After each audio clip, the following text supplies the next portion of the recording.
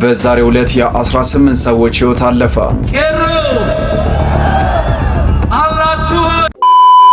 ሰላም ውድ የዩቲዩብ ተመልካቾቼ፣ ዛሬም ደግሞ በዩቲዩብ ቪዲዮ ወደ እናንተ ተመልሼ መጥቻለሁ። ሁሌም እንደምታደርጉት የቪዲዮ መረጃ ለብዙ ሰዎች እንደርስ ላይክ እና ሼር በማድረግ ጀምሩት። እንደምን አደራችሁ፣ እንደምን ዋላችሁ፣ እንደምን አመሻችሁ በያላችሁበት ሰዓት አቆጣጠር አሜን። አምላካችን ያለው እግዚአብሔር ስም የተመሰገነን።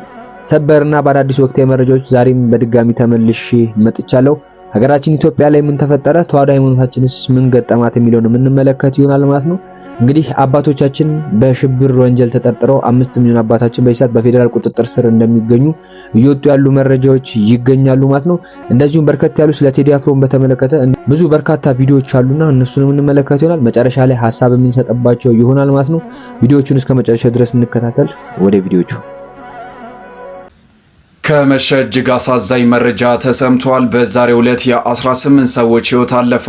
በዋግምራ ብሔረሰብ አስተዳደር ከእብና ከተማ ወደ ሰቆጣ ሲጓዝ የነበረ የህዝብ ማመላለሻ ተሽከርካሪ ድግሸዋ ተብሎ በሚጠራው ስፍራ በደረሰበት አደጋ የ18 ሰዎች ሕይወት ማለፍ ችሏል። ከባድና ቀላል የአካል ጉዳት የደረሰባቸው 62 ሰዎች ደግሞ እምደ ወርቅ የመጀመሪያ ደረጃ ሆስፒታል የሕክምና አገልግሎት እየተሰጣቸው መሆኑን የወረዳው ፖሊስ ጽሕፈት ቤት መረጃ አመላክቷል። ጴንጤ መንግስት አለ ለማስባል ኢትዮጵያ ታሪክ ውስጥ የጴንጤ መንግስት የሚባል ነገር ኖሮ ያቅም የለም፣ ወደፊትም አይኖርም።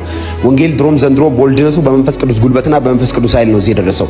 ድሮም ዘንድሮም የቤተክርስቲያን አቅሟ ጉልበቷ መንፈስ ቅዱስ ነው። አሁን ካራክተር አሳሲኔሽን ወንጌል አማኙ ላይና በፍታዊነት ህዝቡን እያገለገለ ያለው መንግስትን ስም ለማጥፋት የተደረገ ያለ አካሄድ በጣም አደገኛና በአስቸኳይ ሊቆም የሚገባ እንደዚህ አይነት አስተሳሰብ ያላቸው ሰዎች ራሳቸውን ከእንደዚህ አይነት ነገር ቶሎ መቆጠብ አለባቸው። እንደዚህ አይነት ስሜትም እንዲሰማና የተቀረው ማህበረሰብ እንደዚህ እንዲያስብ የምታደርጉ አንዳንድ አካላትም ካላችሁ በአስቸኳይ ከዚህ ተቆጠቡ። በየትኛውም በማተብ ፍቃድ ተቀብለን የምናገለግለውም የምንሰብከው ወንጌል የለም። መንግስት ሁሉን ሃይማኖቶች፣ ሁሉን ብሔሮች በፍታዊነትና በእኩልነት እያገለገለ ነው የሚገኘው። ስለዚህ የመንግስትንም ስም አታጥፉ፣ መንግስትን ባለዋለበት እንዲሁም አታርጉ። የኢትዮጵያ ህዝብ ተነስቶ ጠዋት 12 ሰዓት የመረጠው መንግስት ነው እንጂ ጴንጤ መርጦኛል ብሎ ለጴንጤ ብቻ የተለየ እንክብካቤ እያደረገ ያለ መንግስት እንዳልሆነ ሁላችሁም ታውቃላችሁ። መንግስትና ክርስትና በጣም የተለያዩ ነገሮች ናቸው። መንግስት የራሱን ስራ ነው የሚሰራው፣ ቤተክርስቲያን የራሷን ስራ ነው የሚሰራው። ቤተክርስቲያን እንደዚህ አይነት ካራክተር አትሱ። ምናልባት ሀገሪቱን የሚመሩ አካላት የዚህ ቤተ እምነት ተከታዮች ሊሆኑ ይችላሉ። ነገር ግን ሰርኩላር ነው። እነሱ ስራቸውን ነው የሚሰሩት፣ ሃይማኖታቸው የግል ነው። ስለዚህ ወንጌል ምን ሰብከው ዘመን መጥቶልን እግዚአብሔር ዘመን አምጥቶ ነው እንጂ የተለየ ድጋፍና የተለየ መንግስታዊ ከለላ ተደርጎልን አይደለም። እንደዚህ አይነት የጴንጤ መንግስት የሚባል የለም። መንግስት የኢትዮጵያ ህዝቦችን ሁሉ በእኩልነት የሚያገለግል ነው። አገርማ የአሜተኛ ህዝብ እኮ ነው። አሁን ማን አለ እስቲ? አሁን እንግዲህ ምን እንደዚህ ይባላል? አሁን የጴንጤ መንግስት ምናምን ይባላል። አሁን ያው እንደዚህ ይባላል እንዴ? በእርግጣው የኢትዮጵያ መንግስት ጴንጤ ነው። አመራሮቹ ጴንጤዎች ናቸው። ክፍለ ከተማ፣ ወረዳ፣ ቀበሌ ያሉት በሙሉ ጴንጤዎች ናቸው። ግን በተአምር ለጴንጤ ሳይድ የሚያደርግ መንግስት ግን የለም እንዴ? እንደዚህ እያሉ ለምንድን ነው የሚያወሩት? ያላችሁ ደግሞ ይሄን ነገር እንዲመስል ጥረት የምታደርጉ አንዳንድ የወንጌል አማኞች አላችሁ። ስርዓታችሁን ብትይዙ ይሻላችኋል። ኢትዮጵያ ውስጥ ያለው መንግስት ምንም እንኳን የጴንጤ እምነት ተከታይ ቢሆንም ለሁሉም ሃይማኖት ግን እኩል የሆነ እይታ ነው ያለው። ቢኮዝ ሁላችንም 12 ሰዓት ወጥተን የመረጥነው ፀሐዩ መንግስታችን ነው። ለሙስሊሙም፣ ለኦርቶዶክሱም፣ ለጴንጤውም እኩል የሆነ መንግስት ነው። በዚህ ጉዳይ ሐሳብ እየሰጣችሁ መንግስት ስራውን እንዳይሰራ የምታደርጉ አካላት ግን ልታቆሙ ይገባል።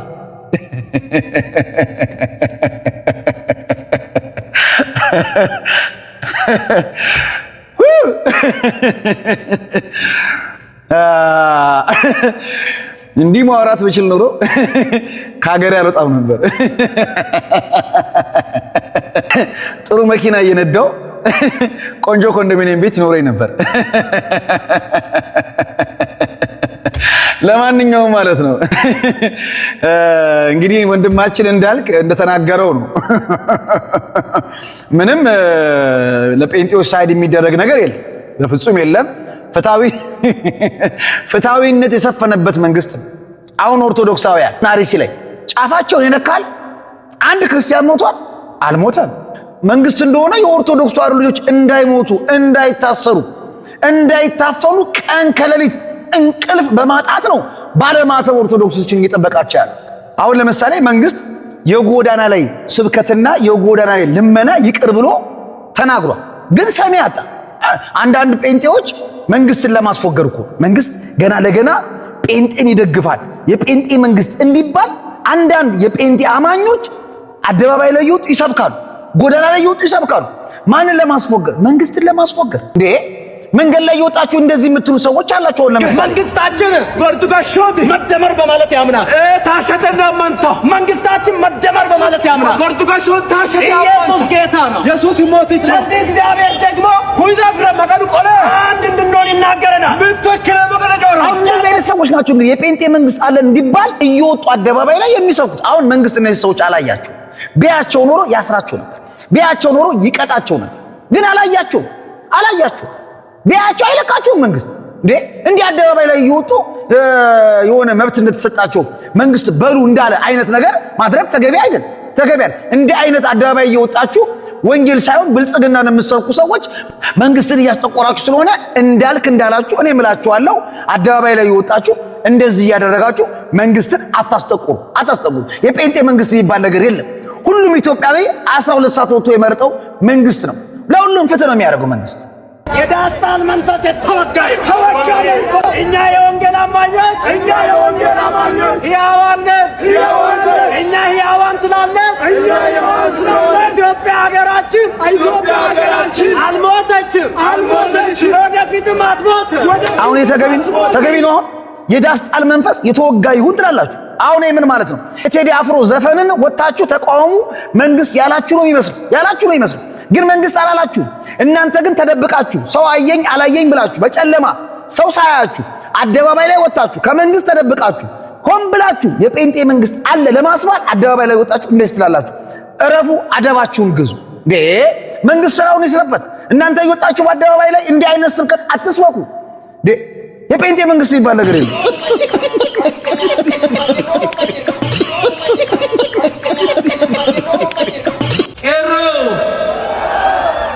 አላችሁ እስቲ ዘፈኑን ከመጀመር ሀገር ለሞተችባቸው የህሊና ጸሎት እናድርግ።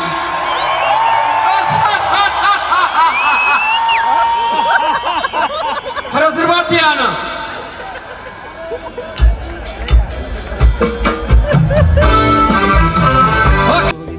እነሱን እንኳን አይወክልም እና እባክህ ከኢትዮጵያ አናት ላይ ውረድ የሚለውን መልእክት መናገር ፈልጌ ነው። ይህንን ማስተላለፍ ስለፈለኩኝ ነው። ከአልሸባብና ከሌሎች የሽብር ቡድኖች ጋር በመተባበር ተጠርጥረዋል የተባሉ 5 የኢትዮጵያ ኦርቶዶክስ ተዋሕዶ ቤተክርስቲያን አገልጋዮች ፍርድ ቤት ቀረቡ። ከሰሞኑ በርካታ ሰዎች በመላው አገሪቱ ለእስር እየተዳረጉ እንዳሉ፣ አንዳንዶች ደግሞ የሽብር ቡድኖችን ተልዕኮ ተቀብለው ሲንቀሳቀሱ ነበር ተብለው በፌዴራል ፖሊስ የተጠረጠሩ 5 የኢትዮጵያ ኦርቶዶክስ ተዋሕዶ ቤተክርስቲያን አገልጋዮች ፍርድ ቤት ቀርበዋል። ፌዴራል ፖሊስ አንዳንድ ተጠርጣሪዎቹ አልሸባብና አይኤስ ከተባሉ ዓለም አቀፍ አሸባሪዎች ጋር ትስስር በመፍጠርና በሶማሊያ የሽብር ስልጠና ወስደው ወደ አዲስ አበባ ሲንቀሳቀሱ አግኝቻቸዋለሁ ብሎ ለፌዴራል ከፍተኛ ፍርድ ቤት ልደታ ምድብ አንደኛ የሕገ መንግሥትና የጸረ ሽብር ችሎት አስረድቷል። ተጠርጣሪዎቹ በበኩላቸው እምነታችን ኦርቶዶክስ ተዋሕዶ ክርስቲያን ሲሆን ስራችንም ቤተ ክርስቲያን ማገልገል ነው፣ ከተባለው ቡድን ጋር በእምነትም ሆነ በግብር የሚያገናኘን አንዳችም ክር የለንም፣ ሶማሊያ የተባለ አገርም በስም ካልሆነ በስተቀር በየት በኩል እንዳለ እንኳን አናውቅም ሲሉ ለፍርድ ቤት ተናግረዋል። የፌዴራል ፖሊስ በበኩሉ ይህንን የሚያስረዳ ማስረጃ እያሰባሰብኩ በመሆኑ ተጨማሪ የምርመራ ጊዜ እንዲሰጠኝ ሲል ፍርድ ቤቱን የጠየቀ ሲሆን ይህንኑ ተጨማሪ የጊዜ ቀጠሮ ግን ተጠርጣሪዎቹ ተቃውመዋል። ለምርመራ በሚል ሌሊት ከታሰርንበት ክፍል በማስወጣት ፊታቸውን በጭንብል የሸፈኑ ወታደሮች ከአልሸባብና ከአይኤስ ተልዕኮ ተቀብለናል ብላችሁ ፈርሙ በሚል እየደበደቡን ነው። አሁንም ተጨማሪ ቀጠሮ የተጠየቀው ለድብደባ ፈቃድ እንጂ አንዳችን ማስረጃ ለመፈለግ አይደለም፣ እንደሌለም ያውቃል። ተጨማሪ ቀጠሮ ከተሰጠ በቀጣይ በሕይወት አንገኝም ሲሉ ቀሳውስቱ በየተራ እያለቀሱ ተናግረዋል። ፍርድ ቤቱም በተጠርጣሪዎቹ ላይ ተፈጸመ የተባለው ድርጊት እውነት ከሆነ አግባብ አይደለም፣ ነገር ግን ለምርመራ ተጨማሪ ቀጠሮ መስጠት አስፈላጊ ሆኖ በመገኘቱ ይኸው ተፈቅዶለታል ሲል በይኗል። ተጠርጣሪ ቀሳውስቱ የሚያገለግሉት በአዲስ አበባ ሀገረ ስብከት ስር በሚገኙ የተለያዩ አጥቢያ ቤተ ክርስቲያናት መሆኑን የመሰረት ሚዲያ ምንጮች ጠቁመዋል። እኔ በቤተክርስቲያን መምህር ነኝ፣ ታጠቃለሁ። የህዝቤ ወታደር ነኝ፣ ታጠቅ። ከዚህ በላይ ቁርጠኝነት ነው። ካሁን በኋላ የባርነት ቀንበር በቂ ነው። የአትችልም መንፈስ ስበር፣ አትችልም የሚለው ማለት ነው። በቃ በቂ ነው። ይሄ የሀፍረት ሰቆቃ ልምድ ማንም የጫነ ልምድ ማለት ነው። ስበረው ትችላለህ ጎበዝ። በስመ አብ ወወልድ ወመንፈስ ቅዱስ አሐዱ አምላክ አሜን። ለአጭር ነገር ነው የመጣሁት። እንኳን ደስ ያላችሁ ኦርቶዶክሳውያን። በእውነት በሰማይም በምድርም ደስታው የኛ መሆኑን የሚያሳይ ነው። ዛሬ ከአንድ ቦታ ያገኘሁት መረጃና አይ ቲንክ የቀድሞ የኦዴድ አባል የነበረ ሚስጥራቸውን የሚያውቅ ከተናገረውን ቪዲዮ ላይ ሰምቼዋለሁ። የብልጽግና ወንጌል ሃይማኖታዊ መንግስት መሪው አብይ አህመድ በአንድ ውይይት ላይ የተናገረውን ሰምቼ ነው ደስ ያለኝ። ኦርቶዶክሳውያን ደስ ያላችሁ፣ እንኳን ደስ ያላችሁ ያልኩት ለምንድን ነው? ማን በእኛ ላይ እንደሚተባበር የበለጠ እንድንገነዘብ የሚያደርግ ንግግር ነው። ዶክተር የሚለው ልቶ አብይ አህመድ አሊ በአንድ ውይይት ያለው እንዲህ ነው። እኔ የምፈራው ፋኖን አይደለም፣ ፋኖ ምንም አያስፈራኝም። እኔ የምፈራው ኦርቶዶክሳውያን አንድ ሆነው የተነሱ ቀን ነው። ስለዚህ ሞዓ ተዋህዶ የሚባለው ፖለቲካንም የሚጠቅስ ህገ መንግስቱን የሚያነሳ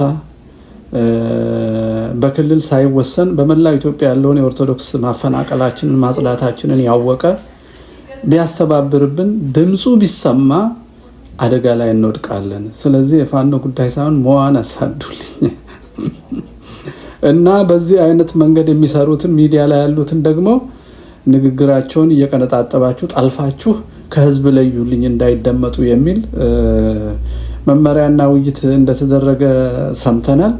ይሄ እጅግ አስደሰተኝ። ለምን እንዳስደሰተኝ እንድንገራችሁ። ብዙ ሰው አልነቃ አልነሳ ብሎ ስላስቸገረ ነው። እኔን ያስደሰተኝ በፋኖ ትግል ውስጥ እንኳ ገብተው ይታያችሁ ለአማራ ህልውና እንታገላለን በሚሉ ሰዎች መሀል እንኳን ገብተው ሞዓ ተዋህዶ ጠላታችን ነው ማለት ያሰኘው አንዱ ፕሮጀክት ይሄ ነው፣ የአብይ አህመድ ነው። ሁለተኛው ኦርቶዶክስን ከሚጠሉት ሁለተኛው ኃይሎች የዘመኑ ሊቢያ ያረደን አሁን አርሲ የሚጨፈጭፈን ጽንፈኛ ዋሃብያ ነው። በኦሮሞ የብሔር ፖለቲካ ስር ለ50 ዓመት የሚያርደን ዋሃብያ ነው። ዋሃብያ ሞዓ ህዝቡን አንቅቶ አንድ ያደርጋል ብሎ ፈራ። ኦሮሞንም አማራንም ዘር ሳይቆጥር በጥምቀት ልጅነት ይሰበስብብናል ብሎ ፈራ። ልክ እንደ አብይ ፈራ። ስለዚህ ዘመቱብን። የሚገርመው ግን ፋኖስ እንዲህ አይነት ምልክት መታየቱ ነው። ስልጠና ይሰጡ ነበር ባለፈው 15 የሆኑ ሰዎች የሆነ ሰፈር ውስጥ ሞዓ የአማራ ትግል ጠላት ነው እያሉ ማለት ነው። ልብ በሉ። አብይ አህመድ ነገርኳችሁ፣ ፋኖ ውስጥ ያለውን ዘር ነገርኳችሁ፣ ዋሃብያን ነገርኳችሁ። ከዛ ይሄንን ኦርቶዶክስ እጅግ የሚፈሩ የኪሲንጀር መመሪያ የነ ሮማን ፕሮስቲያን መመሪያ የተቀበሉ እና አሁንም በአንዳንድ አሜሪካ አስተዳደር ውስጥ ያሉ ባለስልጣናት ፋኖች ጋር እየደወሉ በገንዘብም በዲፕሎማሲም እያባበሉ በምስራቅ አፍሪካ የሚያሰጋን የእስልምና ጽንፈኝነት ሳይሆን የክርስትና ጽንፈኝነት ስለሆነ ያረጋችሁትን መስቀል ደብቁ፣ ሴኩላር ነን በሉ፣ የቀደመውን እንጠላለን በሉ ተብለው አንዳንድ የፋኖ መሪዎችን አግኝተዋል። ሰለሞናዊ ያፈጀ ያረጀ ነገር እኛ የለንበትም እኛ ሴኩላር ነን ብለው እንደተገረፈ ሰው የሚወተውቱ የፋኖ መሪዎች ተገኝተዋል። ታውቃላችሁ፣ መስቀላቸውንም የደበቁ ተገኝተዋል። በዚህ ትዕዛዝ መሰረት ነው።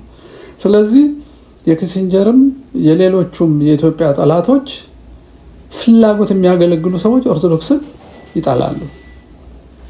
ሁለተኛው የታወቀው ኦነግ ነው። ምንም በዚህ ወዲያ ወዲህ ማለት አንችልም። የተመሰረተውም እኛን ለማጥፋት ስለሆነ ማለት ነው። ነባራን ኢትዮጵያ የሚያጠፋ ሰው እኛን አጥፍቶ ነው የሚያጠፋት። ስነ ልቦናችንን ያውቃል፣ እንዴት እንደመሰረትናት ያውቃል። የሐሰት ትርክት ለመገልበጥ ጽሁፍ ያለን የምንመሰክርበት ቆመን የምንሄድ ሰዎች ነንና ሕያው የና አባ ባህሪ ምስክርነት ሁሉ ስላሉ መግቢያ ያላቸው የና አባ ባህሪ ምስክርነት እና ሌላው ታሪክ ሊገለበጥ የማይችል እና አስመሮም ለገሰም ቢዘምቱ የማይሸረሸር ስለሆነ ስለሚንቀጠቀጡ እኛን ይጠሉናል ኦነጎች ስር ደግሞ የምታውቁት ነው።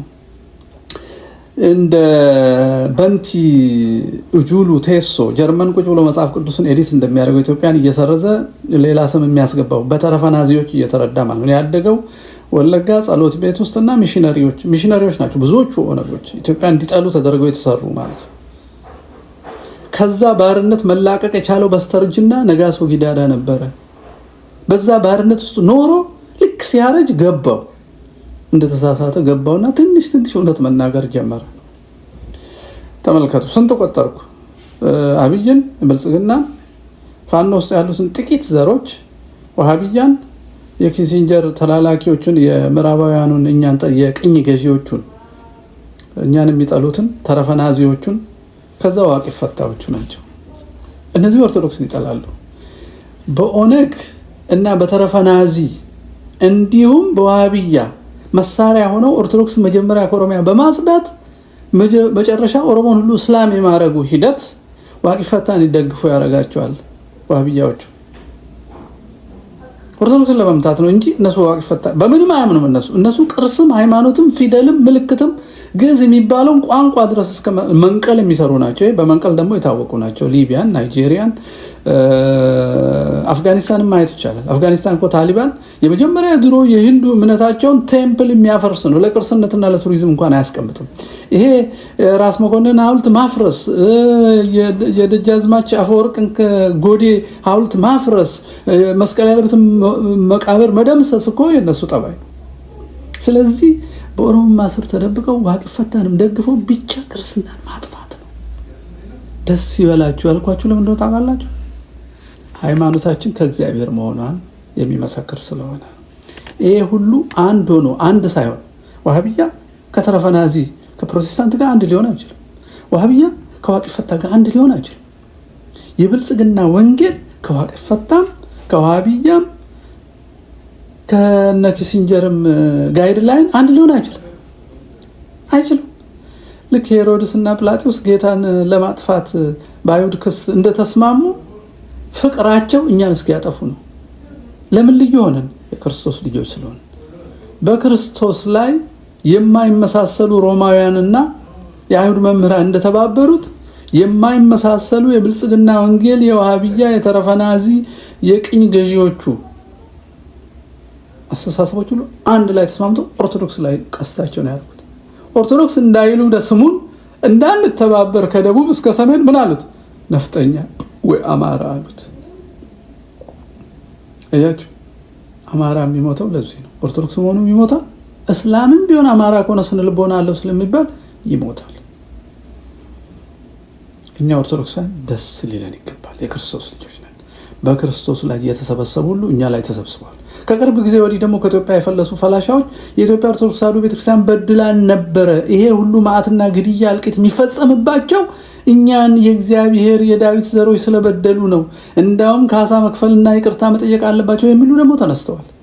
አሁን ተመልከቱ፣ የብልጽግና ወንጌል ላይ የአይሁድ ሰዎች ተጨመሩ፣ ዋሃቢያ ተጨመሩ። ዋሃቢያና መቼስ የፈላሻዎቹ አስተምሮ መቼስ አይገናኙም፣ ግን ለእኛ ጊዜ ይተባበራል። ስለዚህ ይሄ ደስ አይልም። ስለዚህ ለሰማዕትነት እንዘጋጅ፣ እናስብ፣ እናስተውል። የጎሳ የዘር የቦታ የድንበር የመንደር መለያየቱ ወደዛ እንጣል።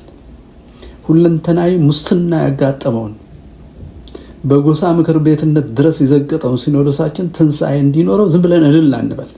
እውነተኛ ሲኖዶስ እንዲኖረን አባቶቻችንን ቻሌንጅ እናርጋቸው። ማክበርና እውነት መናገር ይለያያል። ጣዖት አያድንም። እንደ ጣዖት ዝም ብሎ ሰው መከተል፣ እውነትን ክርስቶስን ቀኖናውና ዶግማውን ተከትሎ ከዛ የወደቀውን ሰው ወድቀሃል ተነስ ማለት ነውርም ድፍረትም አይደለም፣ ክርስቲያናዊ ግዴታ ነው። እውነትን እውነት በሉ፣ ሐሰትን ሐሰት በሉ። ስለዚህ እንኳን ደስ ያላችሁ። አብይ አህመድ ከፋኖ ይልቅ ኦርቶዶክሳውያንን አንድነት ነው የምፈራው፣ ለአንድነቱ ደግሞ የሚሰራው ሞዓ ተዋሕዶ ግብረ ኃይል ስለሆነ እሱን አጥፉልኝ ብሎ እጅ ለሰጠው እምነቱን ለተወው ሆድ ብቻ ለሚያስበው መቃብርን እንኳን ለመንፈቅ ዳያስፖራ አትቀበርም የሚለው ስለ ትንሣኤና ስለ ሰማይ ሀገሩን የረሳውን ዳንኤል ክብረትን በሞዓ ተዋሕዶ ላይ ቤት ስራ ሰጥቶታል። ይሄንን ዶክተር ሚልኬሳ አጋልጧል።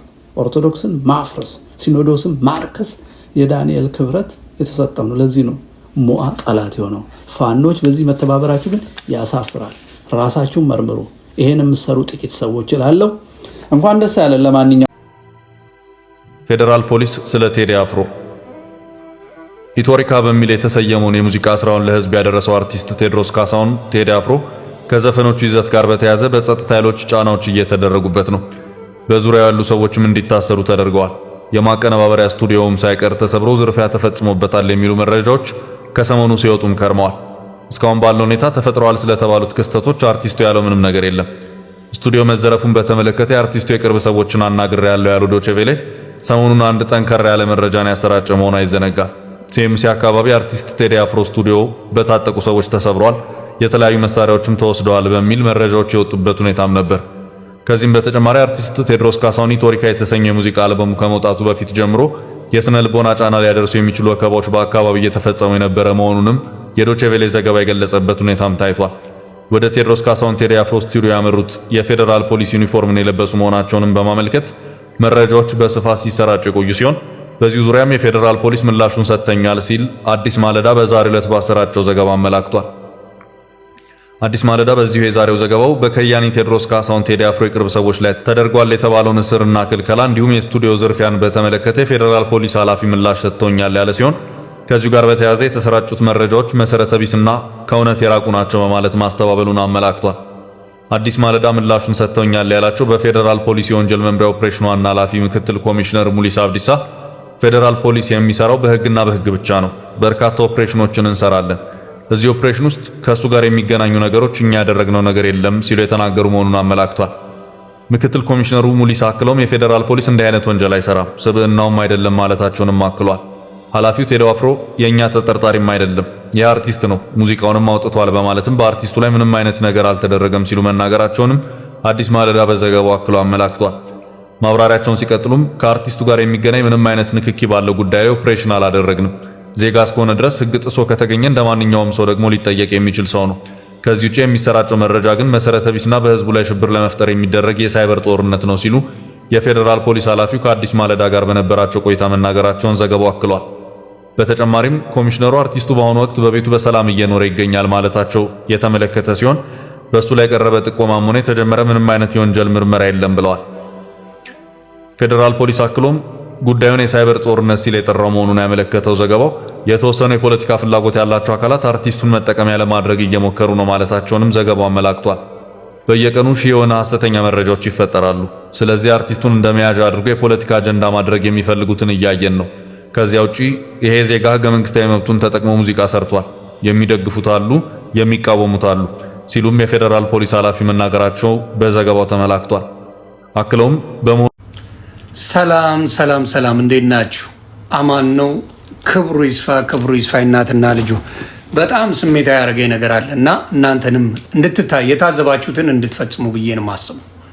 እንግዲህ ኢትዮጵያ ላይ እንደምታዩት ቴዲ አፍሮን ምን እያደረጉት እንደሆነ የምታዩት ነገር ነው። 150 ሰዎች ታስረዋል።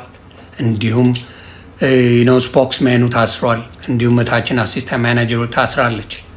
በሚገርም ሁኔታ ማለት ነው። ምክትል ማናጀሩ እንዲሁም ደግሞ ጓደኛውም ሆኖ ስለሱ መልካም የሚያወራው ወንድማችንም አብሮ ታስሯል።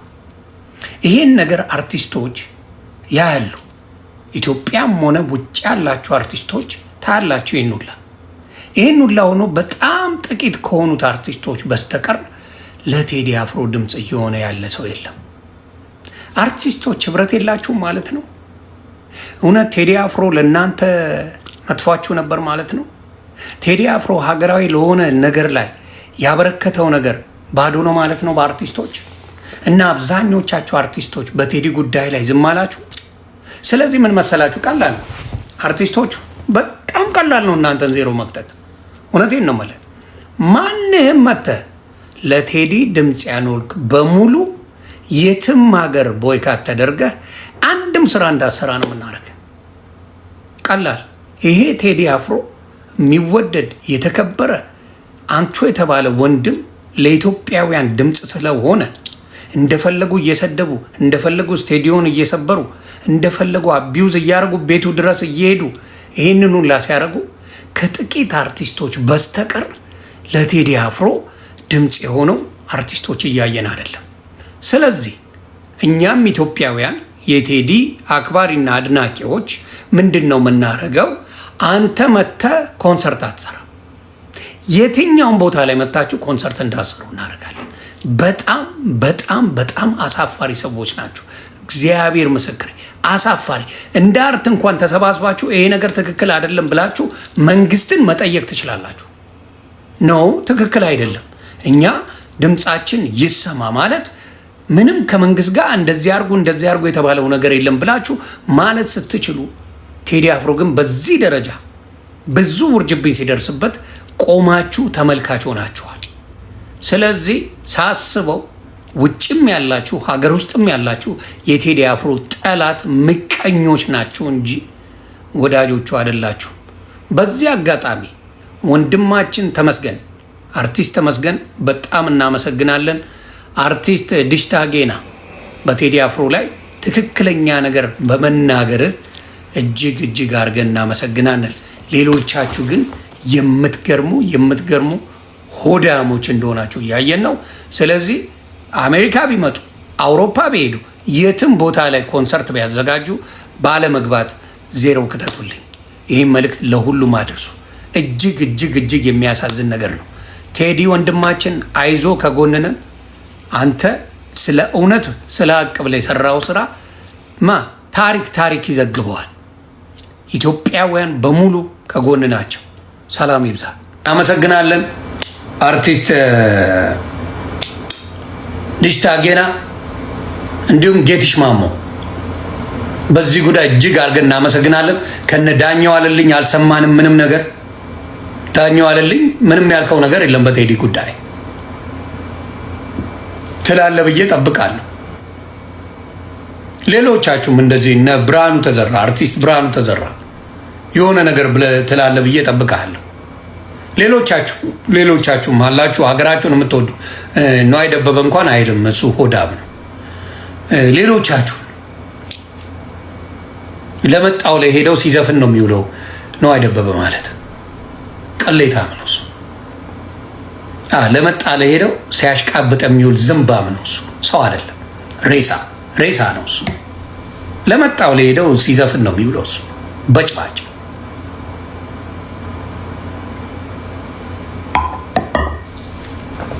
ለመጣ ላይ ሄደው ሲያሽቃብጥ ነው የሚውለው። እውነቴን ነው የምለው። ሌሎቻችሁ ግን ለቴዲ አፍሮ ያላችሁን ነገር ብታሳዩ መልካም። የተሙ ቪዲዮ አለ መሰለኝ። እስቲ እናንተ ኮፒ ሊንክ ታፕ አድርጉ። ሀቁን ነው የምናሳየው። አርቲስቶች ነግበኔ ነው። እውነቴን ነው የምነግርህ። ቪዲዮቹ እንደተመለከታችሁ ነው። ከወደ አዳማ የተሰማው መረጃ እንግዲህ እንደሚያመለክተው ኮንሰርቱ ላይ እንደምትመለከቱት ሲስቅ ሲያላገጥ ነበርና ብዙ ሰዎች ይህንን ድርጊት እያወገዙት ይገኛሉ ማለት ነው። በቁስላችን ላይ እንዴት እንደዚህ ባለ መልኩ እንጨት ይሰደዳል? ሰው አንድን ሰው ካልነቀፈ የራሱ ስራ አይታይለትም ወይ? በማለት ብዙ ሰዎች ሐሳባቸውን እየሰጡ ይገኛሉ። እናንተስ ምን ታስባላችሁ? ሐሳብ አስተያየታችሁን ኮሜንት ሴክሽን ላይ አስቀምጡልን። ነገር ግን ሀገራችን በዚህ ሰዓት መታመሟ ይታወቃል። እንደዚሁም ኦርቶዶክስ ሃይማኖታችን ላይ ብዙ ሰዎች አርሲ ላይ እየተገደሉ ይገኛሉ። በእስላሙ በኩል ብትመለከቱ አክሱም ከተማ ላይ እንግዲህ ምዕመናኑ እየተጨነቁ እየተመቱ እየተገረፉ ይገኛሉና እንደዚሁ ከሀገራችን ብትመለከቱ በሰሜን፣ በደቡብ፣ በምስራቅ፣ በምዕራብ ላይ ሰው በዘር እየተባላ በሚገኝበት ሰዓት እንደነዚህ አይነት መሳቅ ማጣጣ ማለት ምን ማለት ነው የሚሉ ብዙ ሰዎችን እየተመለከተ እንደምንገኝ ሐሳባችን ልንገልጽላችሁ እንወዳለን። እናንተም ሐሳብ አስተያየታችሁን አስቀምጡልን። ወደ ቀጣዩ መረጃ ሳልፍ እንግዲህ የምትመለከቷቸው 5 አባቶች እንደተነገረው ከሆነ የአልሸባብ አጋዞች ናቸው በማለት በሽብር ወንጀል ተጠርጥረው እንግዲህ ፍርድ ቤት እንደቀረቡ እየተመለከተ እንገኛለን። እዚሁ በመዲናችን አዲስ አበባ የሚያገለግሉ አባቶች እንደሆኑ እየወጡ ያሉ መረጃዎች የሚያመለክታሉ ማለት ነው። እግዚአብሔር አምላክ ለሀገራችን ለኢትዮጵያም ለተዋሕዶ ሃይማኖታችንም ደጉን ጊዜ ያምጣልን ነው ማለት የምንችለውኛ። ወቅቴና አዲስ መረጃዎች በርከት ያሉ ወደ እናንተ አደረስን። በቀጣይ ወቅቴና አዲስ መረጃዎች እስክንገናኝ ድረስ ሰላም ቆዩ። ሐሳብ አስተያየታችሁ ያገዘናል ይደግፈናልና ሐሳብ አስተያየታችሁን ኮሜንት ሴክሽን ላይ አስቀምጡልን።